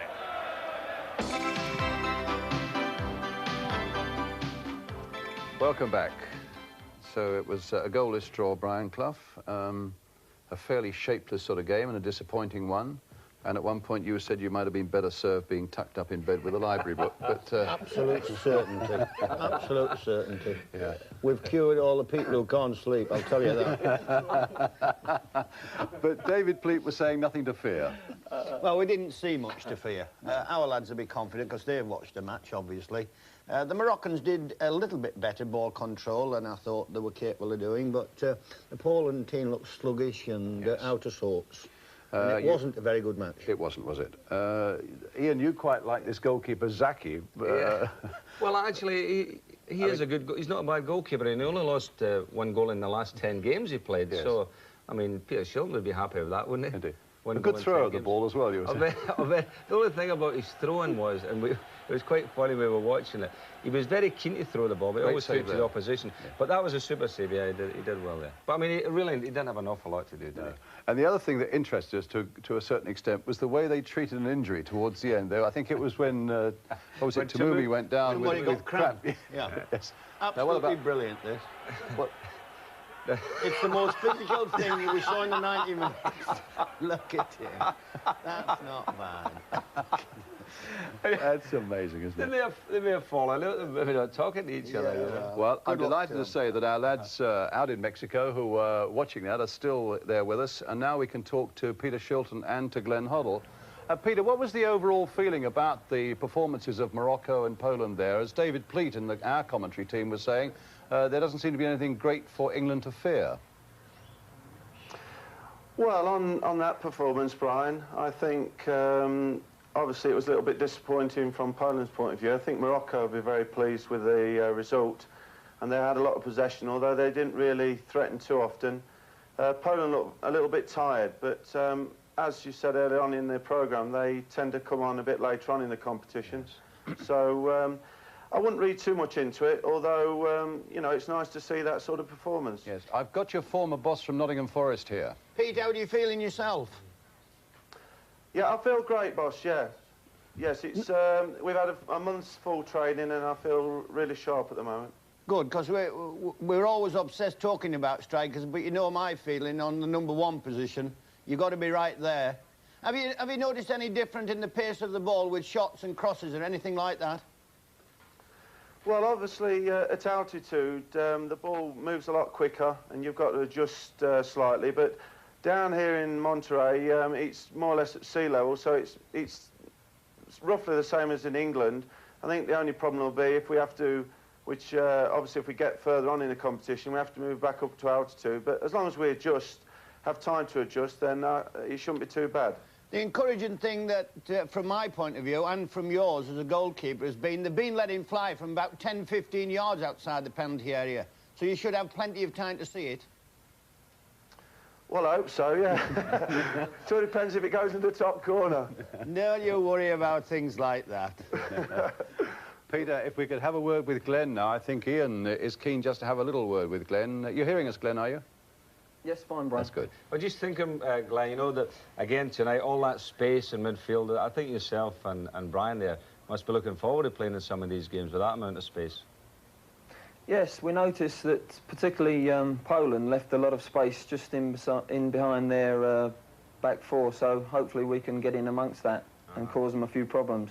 But there are, as you say, a lot of space in between sort of one defence to the other, but I'm sure we can find space in the right places and we can punish these teams. And of course, with you having a good shot, you'll be looking to get a few shots in, I'm sure. Yes, we've worked at that on training. Everybody's, I think most days we've done a lot of finishing, getting used to the balls and the flight of the balls. So we'll be looking to get as many shots in as we can. The feeling is, Glenn, also that we will probably lift our pace a little bit compared to some of the games we've already seen here, being that sort of our natural type of game. Yes, I think it's very important that we don't forget what we do at home in England by pressurising teams, but obviously the balance has got to be right. There's times to do that, and then there's times where, because of the altitude and the heat, we've got to play a little bit like continentals. But I'm sure that's another thing we've been working at in training, and I'm sure we'll get it right on the day. Brian, do you want to put a word to our... You all right, son, physically, completely now? No problems with you, no niggles? Feel very fit at the moment, yes. I think the training in Colorado was very good for myself and for the lads, and we've had as many tests as we possibly could have out there. I feel on top form.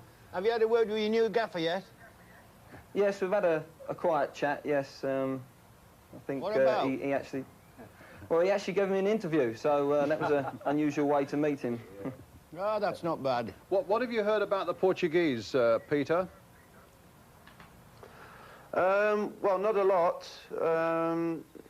I think that there's only one player that we really know, and that's fellow up front, is it Gomez?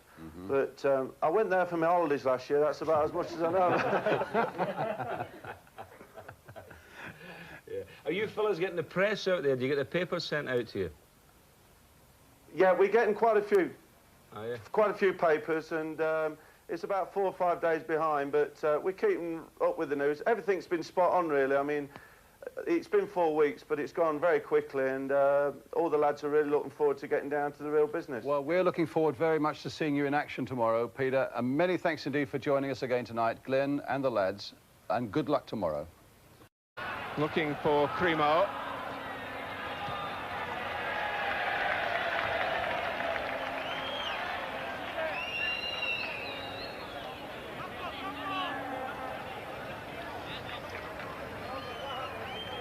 Monterey, very much a footballing city with 2 First Division teams here. This is the home of the Universitario club. The other club, the Monterey club itself, are the Mexican champions. That was the club side that England played against a few days ago. Too long for Jakanowski.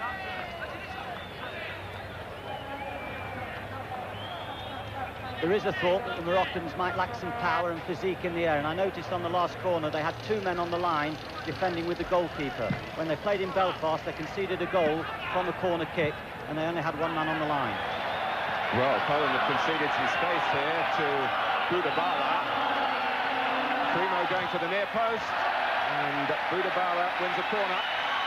He was a late arrival in the Moroccan camp because he played and had a fine match, by all accounts, for Sion, his club side in Switzerland, in the Swiss Cup final. He was a winner there.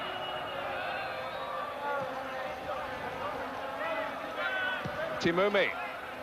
And here's Hadaoui. Dolmy. And as he's setting himself for the shot, and the ball ricocheting off Primo.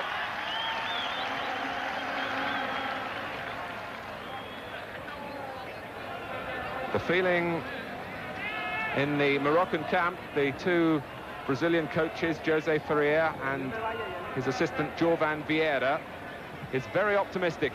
They both feel that Morocco will get through from this group. Bunsol. 4 forward for Poland here. Hadaoui.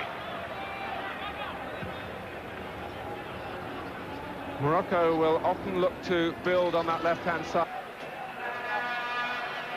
Morocco are able to feel their strongest side. They line up in this World Cup, as usual, of squad numbers. Their numbers are 1 to 11, as you can see.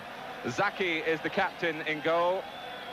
Khalifa and Lamris, the two fullbacks. Biaz and Bouyakiaoui, the two centre-backs. Dolmy, the anchor man in midfield. Hadaoui plays in Switzerland. So too does the number 8, Budabala. Crimo Meri at number 9 was 4th highest scorer in the French First Division this season. Timoumi, the African Footballer of the Year. Mustafa Meri, the younger brother of the number 9. And Morocco's coach, in fact, is Jose Ferreira. They put the name of the Polish coach on that team lineup. But this is the Polish team. Młynarczyk in goal, who plays for Porto in Portugal. Ostrowski, the left-back. Wojciechowski, the sweeper. Majewski, who plays in West Germany, in the centre of defence. Matisik, the anchor man in midfield. Kubishki will play at right-back. Komorniski in midfield with Bunsol. Smolarek, the battle-hardened veteran from Widzew Lodz. Boniek, of course, and Dziekanowski, Dariusz Dziekanowski, certainly one to keep an eye on. He's Poland's current Footballer of the Year. So we invite you to sit back along with Bobby Robson, who's here in the stadium, and indeed the England players who are watching up in the team hotel in Saltillo, to assess the strengths now and perhaps the weaknesses of England's forthcoming opponents. Group F is underway in Monterrey. Lamris. And here's Timoumi, who's very much a left-sided player. Mustafa Meri, the younger of the two brothers.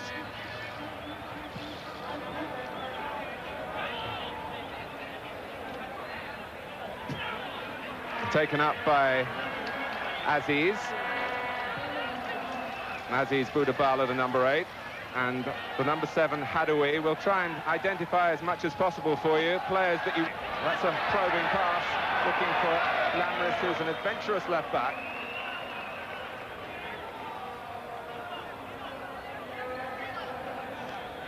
Here's Dolmy. Kubicki with the little header down.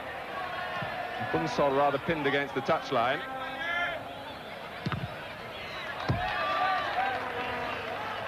David, your first observations? Well, it would be important for the Moroccans to breed some confidence and to get behind the ball early and keep the game as tight as possible in the early stages. And then as they slowly get a little bit of possession and start knocking around, they'll feel much better for it. Ostrowski.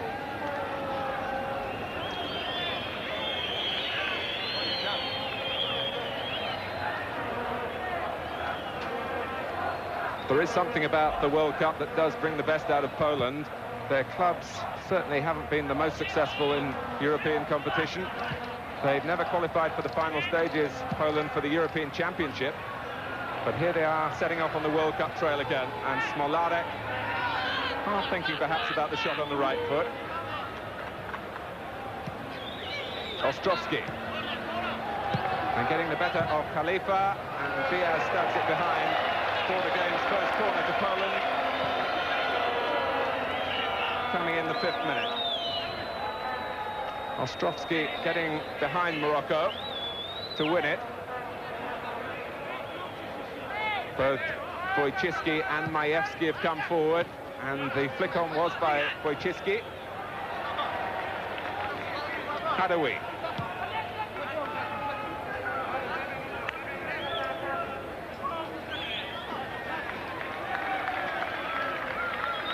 Off the pitch, the Moroccans have won friends in the area with a sociable approach. They've been seen around the city, and they stayed much later than the other nations at an official FIFA gathering a couple of nights ago, and were clearly enjoying themselves. And here's Lamris with a chance to enjoy himself here. Won't know readily at home. A quick throw from Młynarczyk, and this is Bunsol, one of Poland's stars in the last World Cup when they got to the semi-finals, and without Boniek, who was suspended, they lost to Italy, of course. Jakanowski.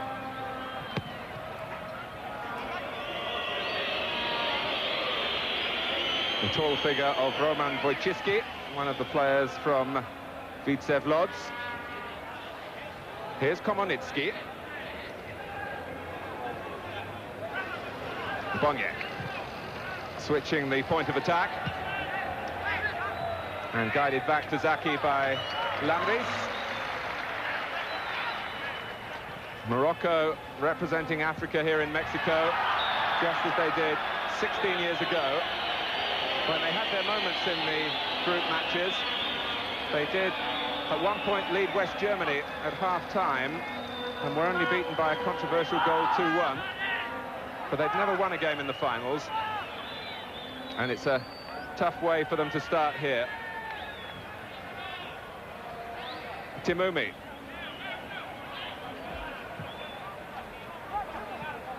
Krimo Meri giving chase. And Majewski was the player pushed in the back, the bearded defender for Poland. This is little Bunsol. And now Marek Ostrovsky.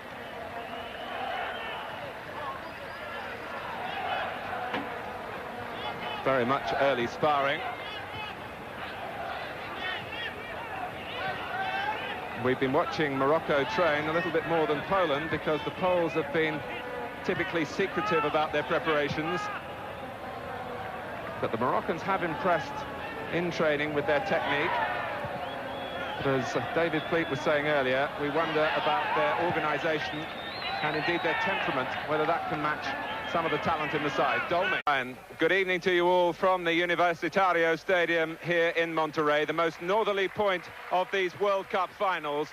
This, the larger of the two stadiums in the city, where England will play Poland in their third group match. Can't walk anywhere with me. The two captains, Zaki, who you've just heard, for Morocco's, Zibi Boniek for Poland. The ground, I wouldn't think quite half full. The cheapest seats, $3, and that's a day's wages here. This is also the lowest level that World Cup football will be played at, about 1,500 feet compared to 7,000 feet above sea level in Mexico City. It's also supposed to be the hottest, but the past week has been muggy and at times very wet indeed, in the wake, we understand, of Hurricane Agatha. And certainly the temperatures at kick-off time will be more to the liking of Poland than Morocco, who are hoping for the heat that they're used to in their own country. Poland's recent World Cup record is splendid, of course. Third in 1974, in the top six in 78 in Argentina, third again in Spain. And their supporters are here. And so much for them depends on the skills of Boniek, perhaps coming from midfield.